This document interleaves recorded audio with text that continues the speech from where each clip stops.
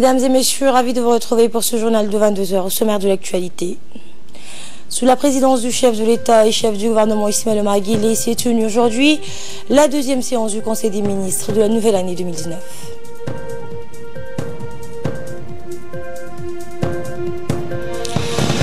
À l'étranger, Ankara et Washington ont discuté hier de la création d'une zone de sécurité dans le nord de la Syrie. Nous sommes le mardi 15 janvier 2019. Bonsoir et merci de nous accueillir chez vous. Sous la présidence du chef de l'État et chef du gouvernement, s'est tenue ce mardi la deuxième séance du Conseil des ministres de la nouvelle année 2019. 7 questions inscrites à l'ordre du jour ont été examinées. Le premier point examiné est un projet de décret visant à mieux organiser certaines structures administratives de l'État afin de les rendre plus efficientes. Cette restructuration mènera à la fusion de certains organismes alors que d'autres risquent de disparaître. Le Conseil des ministres s'est ensuite penché sur un projet d'arrêté portant création d'un comité de cadrage macroéconomique. Ce comité verra à la cohérence des comptes nationaux, des opérations financières de l'État, de la gestion de la dette publique ainsi que du contrôle de la balance des paiements. Des hauts cadres du ministère de l'économie, du budget et de la Banque centrale de Djibouti formeront ce comité. Ensuite, le Conseil a examiné un projet d'arrêté portant affectation de 2 parcelles de terrain au ministère de la Défense pour à la fois construire un camp militaire pour l'artillerie lourde et des logements pour les militaires, suivant le compte-rendu du porte-parole du gouvernement, M. Mohamed Ali Youssef. Du chef de l'État, son Excellence M. Ismaël Omar Guelleh, s'est tenue la deuxième séance du Conseil des ministres en ce mardi 15 janvier 2019. Était inscrite à l'ordre du jour cette question. La première question concerne un projet de décret portant réorganisation de l'administration des établissements publics chargés des missions de service public. Ce projet de décret a pour objectif d'introduire et de poursuivre les réformes qui s'articulent autour de 3 grands axes. La réintégration de certaines structures administratives au sein de l'administration d'origine, afin d'éviter des disparités budgétaires et des doublons, la fusion de certaines entités ayant un champ d'activité proche pour en faire une seule structure administrative, reprenant à son compte les activités, les personnels et le patrimoine de ces structures. Les nouvelles entités issues des fusions pourront avoir des missions de service public, de production ou d'intérêt général. La suppression pure et simple pour d'autres structures n'exerçant pas leur mission de manière efficiente et dont la gestion et l'insertion dans la politique publique de rattachement fait défaut. Ce projet de décret donc est complété par un projet d'arrêté mettant en place un haut comité d'arbitrage, un comité technique et des groupes de travail sectoriels. L'inclusion de tous les acteurs dans le processus est une condition essentielle. Ce travail de réforme va impacter durablement notre économie et notre société car elle repose sur des objectifs d'optimisation de la qualité du service public aux concitoyens, la rationalisation de la gestion des ressources financières et l'amélioration de la gouvernance des établissements publics à caractère administratif.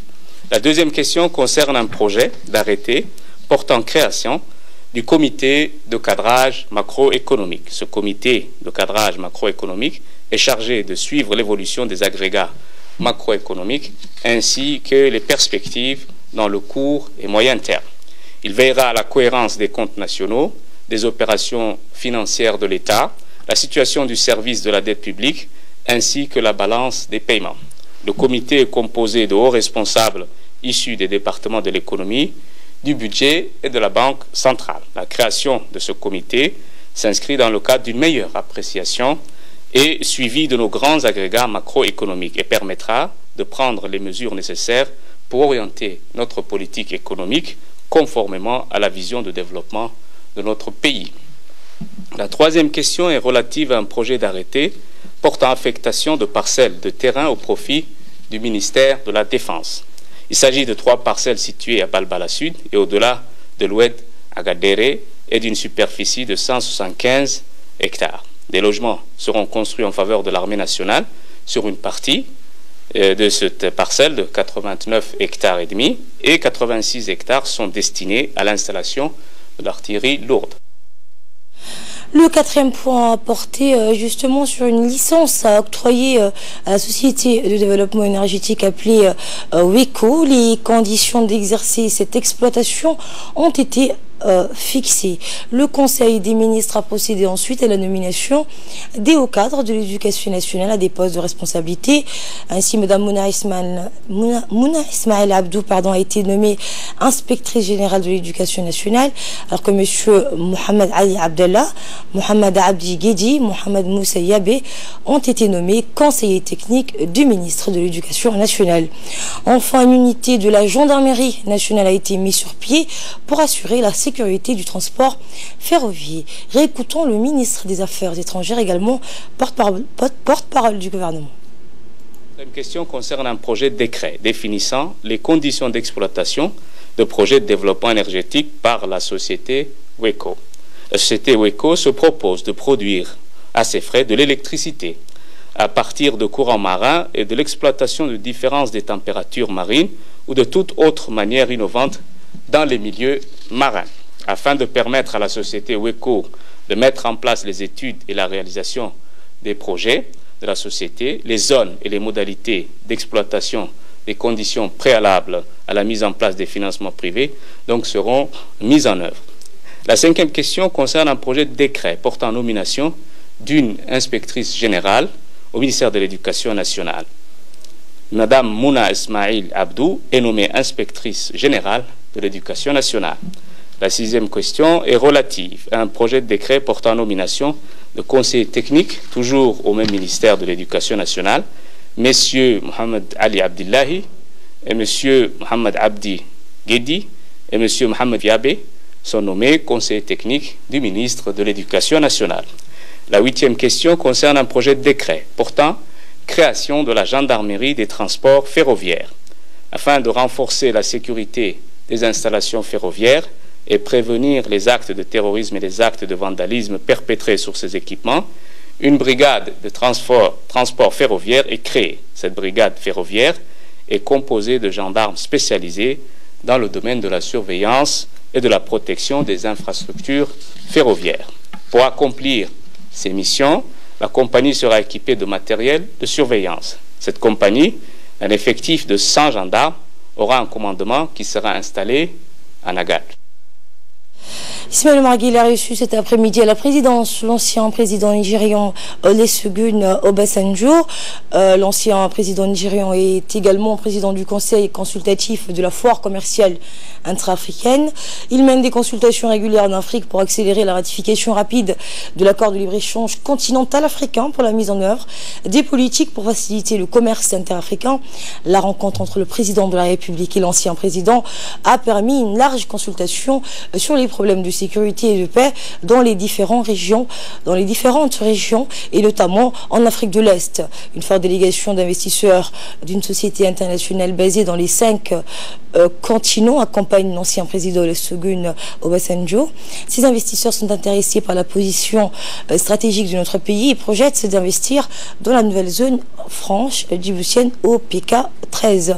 Eh bien, pour les activités commerciales et d'entreposage des produits pétroliers à Djibouti, le ministre des Affaires étrangères Mohamed Ali Youssouf, le secrétaire général de la présidence Mohamed Abdillahi ont participé à la rencontre entre le président Guelleh et l'ancien président nigérian qui se rendra par la suite en Tanzanie. Le chef de l'État a accueilli favorablement l'initiative des hommes d'affaires. Donc les consultations entre le chef de l'État et l'ancien président ont permis de dégager les points communs sur la situation politique, économique et sociale dans le continent. Dans une interview que l'ancien président du Nigeria a accordée à notre équipe sur place, il a remercié le président Guelleh pour son accueil et sa disponibilité pour échanger les points de vue sur la situation en Afrique. L'entretien entre le chef de l'État essentiellement porté, a-t-il dit, sur la situation dans le continent en général et en Afrique de l'Est en particulier. Je suis venu rendre visite au président Guelleh pour lui faire part de mes réflexions sur la situation dans l'Est de l'Afrique, également pour examiner la situation globale. Nous avons parlé de la tension qui règne dans cette partie de la région, le Yémen, la Libye, le Moyen-Orient, et de la voie à suivre pour progresser, car tout ce qui arrive au Proche-Orient affecte l'Afrique et tout ce qui touche ces autres pays d'Afrique nous affecte tous.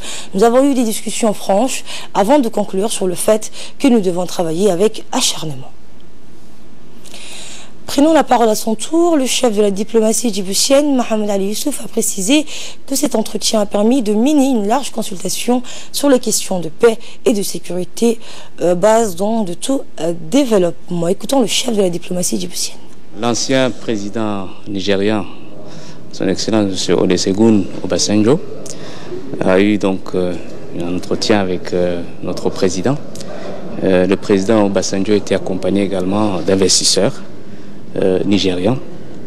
L'objet de la rencontre était d'abord des consultations sur les questions qui préoccupent les Africains, notamment les questions de paix et de sécurité. Il faut savoir que même si le président Obasanjo a quitté, n'est-ce pas, la magistrature suprême de son pays, il reste un homme actif. D'abord, c'est un ambassadeur des bons offices. C'est quelqu'un qui est impliqué dans de nombreuses initiatives de médiation. C'est quelqu'un sur lequel l'Union africaine également repose beaucoup de ses actions, de médiation généralement. Et je crois qu'à ce titre, il vient consulter les chefs d'État de la région sur les questions qui préoccupent le continent. De Djibouti, il se rendra en Tanzanie pour rencontrer le président Magufuli. Il y a dans cette délégation des hommes d'affaires qui sont intéressés par faire des investissements dans la zone franche à Djibouti. Des sociétés qui sont très importantes dans le domaine des facilités de stockage, surtout pour le produit pétrolier. Une société dont le chiffre d'affaires est de 10 milliards de dollars et qui est installée un peu partout, aussi bien en Asie qu'en Europe, au Moyen-Orient et en Afrique, ainsi qu'en Zambie actuellement. Et donc des gens qui sont intéressés par profiter de la position géostratégique de Djibouti pour pouvoir atteindre les marchés de l'intérieur du continent en installant dans la zone franche un certain nombre d'infrastructures. Et je crois que c'est de bon augure. Les investissements directs étrangers, c'est ce qui, je dirais, crée l'emploi, crée des richesses et fait tourner l'économie. Je crois que c'est une bonne chose, une bonne initiative, et le président de la République a accueilli favorablement cette initiative et s'est félicité d'abord de la visite du président Obasanjo, également de toute cette équipe d'hommes d'affaires qui souhaitent investir dans notre pays. Dans le reste de l'actualité, dans le cadre de la semaine de l'action sociale, le secrétariat d'État chargé des affaires sociales a organisé au sein du complexe Al-Rahma une rencontre entre les travailleurs sociaux et les leaders communautaires, présidée par la secrétaire d'État chargée des affaires sociales, Mme Mouna Ousmane Aden, de la secrétaire générale du même département, Ifra Ali Ahmed, de la directrice du secrétariat d'État aux affaires sociales, Amina Ahmed Ouassama, et du président de la commune de Balbala, des leaders communautaires, ainsi que d'autres sociétés civiles de la même commune, donc de Balbala. Cette rencontre s'inscrit dans le cadre de la sensibilisation des populations de la commune de Balbala pour une meilleure compréhension des guichets sociaux aux familles vulnérables, personnes à besoins spéciaux, jeunes pour l'employabilité, orphelins et enfants vulnérables. Objectif, présenter les travailleurs sociaux aux leaders communautaires, discussion et débat entre les travailleurs sociaux et les leaders communautaires actifs pour apporter plus de précision sur les différentes tâches des travailleurs sociaux et les circuits empruntés par les doléances des usagers au sein des guichets. Le président de la commune de Balbala, Wabeli Nour Aliye, a rappelé que cette rencontre consiste à mettre en valeur les activités réalisées par le secrétariat d'État aux affaires sociales, mais aussi d'écouter les doléances de la population. Il a ajouté que cette réunion vise à démontrer les efforts accomplis par le secrétariat d'État aux affaires sociales. Dans un mot prononcé à cette occasion, la secrétaire d'État aux affaires sociales, Mme Mouna Ousmane Aden, a remercié les habitants de la commune de Balbala pour l'accueil chaleureux qui lui a été réservé.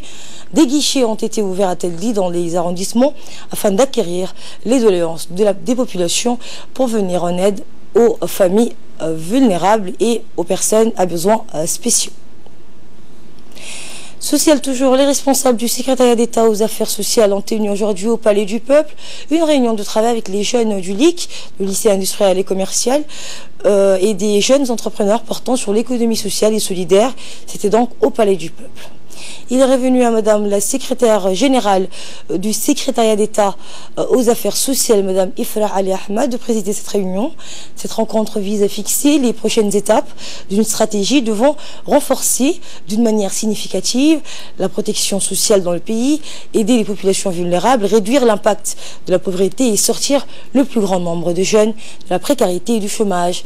Cette stratégie donc répond à la volonté politique du chef de l'État, Ismaël Omar Guelleh, qui consiste à lutter contre la précarité et la pauvreté.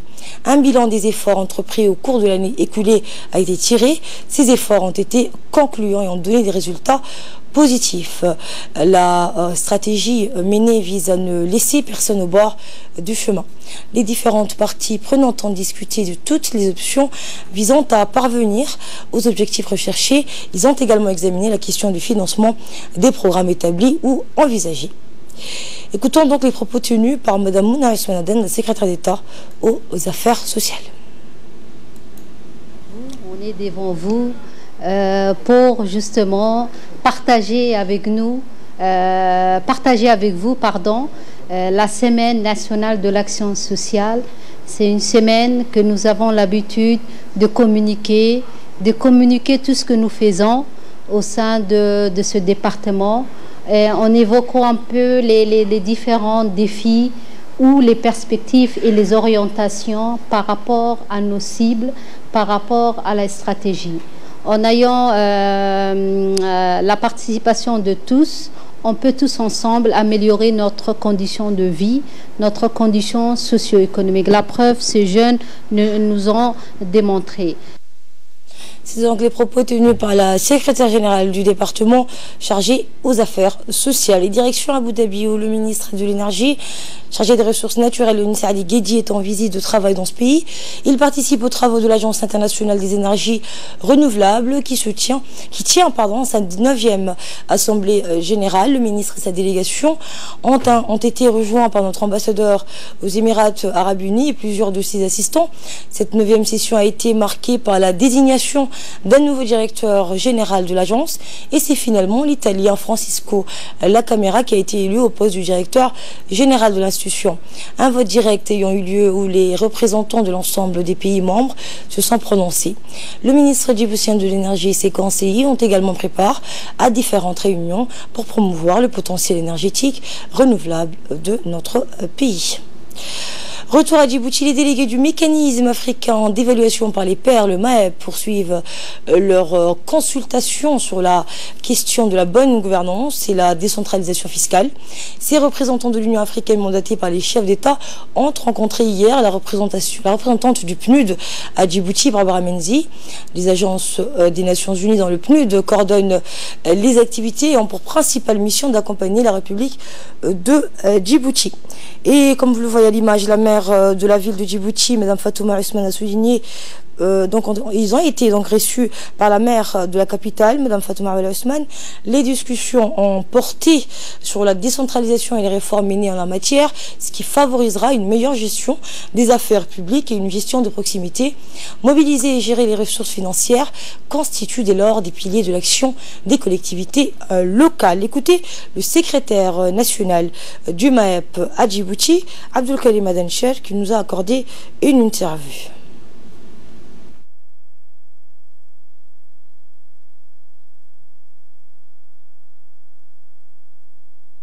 D'abord, il faut savoir que Djibouti a été évalué au niveau pays. Et l'évaluation, on a lancé en mars 2018, le plan d'action national du pays. Mais notre pays a voulu continuer sur l'évaluation. C'est la raison de cette évaluation. C'est ce qu'on appelle une évaluation ciblée. Ça concerne pour nous la décentralisation. Comment rendre nos régions indépendantes financièrement et pour pouvoir mettre en place des projets. On a fait appel au MAEP pour évaluer où est-ce qu'on était dans la décentralisation.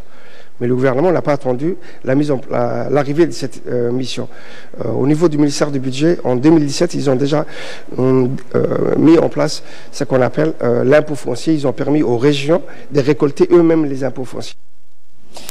Dans le reste de l'actualité, le ministre de l'Éducation nationale et de la formation professionnelle, M. Mustafa Mohamed Mahmoud, a procédé à l'inauguration d'une école dans le camp des réfugiés dit Al-Malkazi dans la région de Boc.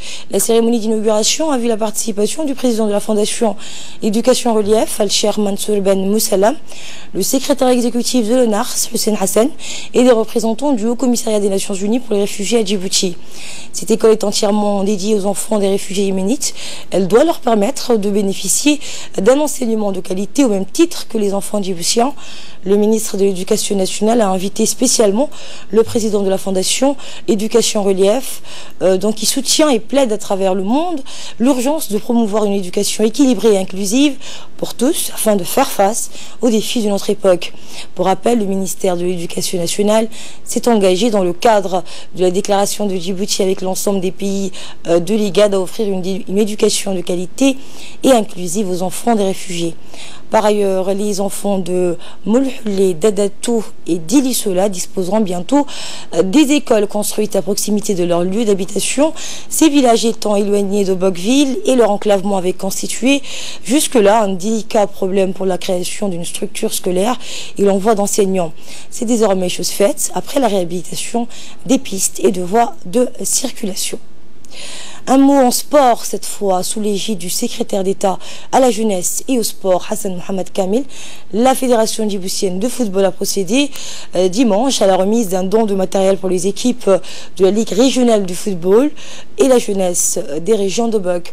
Profitant d'un déplacement ministériel à Boc, coïncidant avec le lancement de la Semaine nationale et l'action sociale de la secrétaire d'État chargée des affaires sociales, Mme Naïsman Aden, le secrétaire d'État à la jeunesse et au sport, avec ses collègues de l'éducation nationale et de la secrétaire d'État aux affaires sociales, du préfet de Boc, du président du conseil régional et d'autres dignitaires de la ville de Boc ont participé à la clôture d'une formation administrative et technique dispensée par la fédération même, avant de procéder donc à la distribution des équipements sportifs et bureautiques à la Ligue régionale du football de Boc. Le secrétaire d'État s'est félicité de l'entrain des jeunes Bocois en vue de la promotion sportive de la région. Le ministre a souhaité, vous l'entendrez, aux jeunes de Hayou dans le cadre de cette compétition saisonnière régionale dans l'objectif de dynamiser, a-t-il dit, l'essor du football national. Une bonne réussite donc, les exhortons toutefois à prendre soin de ces équipements sportifs. Nous l'écoutons. La djiboutienne de football, ici présent, représenté par le secrétaire général, le vice-président de la fédération, les membres de la fédération, ainsi que les personnels de mon département sont ici présents pour témoigner à la fédération de gestes qu'ils ont faits. Mais il faut rappeler qu'avant d'octroyer ces équipements, ils ont sillonné la République de Djibouti pour entreprendre de multiples formations concernant l'entraînement, l'arbitrage, et aujourd'hui ils ont finalisé leur formation en administration. Donc il se doit aussi de donner des équipements pour 10 équipes pour former la Ligue régionale d'Obok. Alors on a commencé à Obok, on sera à Tadjoura cet après-midi, et ça sera autour d'Ali Sabié, d'Ikil et Arta Inch'Allah. J'exhorte les jeunes de Boc à prendre soin de ces matériels. Et quelques heures après au Boc, c'était au tour de la Ville Blanche d'accueillir le secrétaire d'État à la jeunesse et au sport pour le lancement officiel de la saison 2018-2019 du championnat de la Ligue régionale de la saison dans les régions du Nord, à une fin de formation administrative et technique sur les règlements de football et à l'octroi d'équipements sportifs. Outre le secrétaire d'État à la jeunesse et au sport, l'adjoint du préfet Habib Djilani, le vice-président du conseil régional Abdelrader Omar, le conseiller technique du ministre Mohamed Ahmed Salem et des représentants de la fédération ont distribué ce lot de matériel sportif et bureautique destiné aux bureaux locaux de la Ligue régionale de football. À cette occasion, le secrétaire d'État à la jeunesse et au sport Hassan Mohamed Kamil a, dans une courte allocution, s'est d'emblée déclaré réjoui de l'accueil chaleureux. Le ministre a mis l'accent sur l'importance que revêt ces compétitions régionales de football, non seulement dans le cadre sportif, mais surtout en faveur des brassages culturels favorables à l'unité nationale et aux ferveurs patriotique. Le ministre a enfin précisé que des équipements sportifs similaires seront également octroyés dans le sud du pays.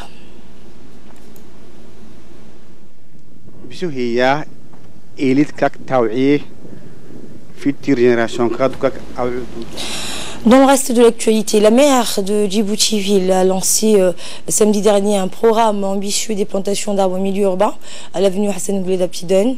Ce programme ambitieux des plantations a pour objectif de renforcer la présence d'arbres en milieu urbain et d'embellir la ville tout en favorisant la biodiversité et la préservation et de préserver donc la qualité de l'air. La police nationale, les gardes-côtes djiboutiens, la gendarmerie nationale, les forces armées djiboutiennes ainsi que la société civile ont participé activement à ce programme. Pour plus de précision, écoutez l'intervention du directeur technique de la mairie. Parce qu'elle n'avait pas l'habitude non plus de participer à des actions communautaires. Donc ces différents programmes d'actions communautaires dans la ville vont continuer. Prochainement, on va aller à la commune de Balbala également, où beaucoup d'artères doivent être nettoyées. La population de Balbala nous attend impatiemment parce qu'ils nous font des appels, ils nous disent de venir aussi à Balbala. On sera là-bas, ils seront nombreux à intervenir. Donc c'est un grand programme qui a beaucoup de composantes. Des composantes sensibilisation, des composantes action communautaire, des composantes réalisation des espaces verts. Ce sera aussi l'année des espaces verts, parce que là vous voyez le terre-plein central qui sera vert, mais également, Madame le maire, on va mettre en place pour la première fois un parc national.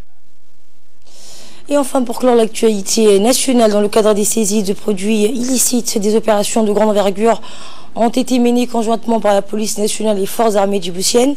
La police a arrêté des produits composés de cigarettes de contrebande et du CAT qui n'ont pas été taxés par les services de douane introduites donc sur le territoire national de manière clandestine pour être revendus à divers prix dans toutes les boutiques du pays. Ce trafic de plus en plus récurrent donc constitue un véritable frein au développement économique et une réelle perte pour l'économie nationale. La brigade des enquêtes et des délégations judiciaires du commissariat central a ouvert donc une enquête pour arrêter les contrebandiers en cavale et surtout pour identifier les propriétaires de ces cigarettes de contrebande afin de les déférer devant la justice. Interceptés par l'unité de recherche mobile de la police nationale, nous avons arrêté 3 d'entre eux et une autre partie a pris la fuite. La brigade des enquêtes et des délégations judiciaires du commissariat central a ouvert une enquête pour arrêter les autres contrebandiers en cavale et surtout pour identifier les propriétaires de ces cigarettes de contrebande pour les présenter devant la justice. L'opération a été couronnée des succès. À l'étranger, les membres du mouvement État islamique en Afrique de l'Ouest se sont emparés hier soir de la localité de Rann, dans le nord-est du Nigeria. Muhammadu Buhari avance. Donc c'est un revers pour le président Muhammadu Buhari avant l'élection présidentielle prévue le 16 février prochain. Le mois dernier, le mouvement a lancé une série d'attaques qui leur a permis de s'emparer la ville de Baga, où se trouve le siège des forces de la coalition formées par le Nigeria, le Tchad, le Cameroun et le Niger, qui combat les islamistes dans la région. Je vous le dis en titre, Ankara et Washington évoquent la création d'une zone de sécurité en Syrie.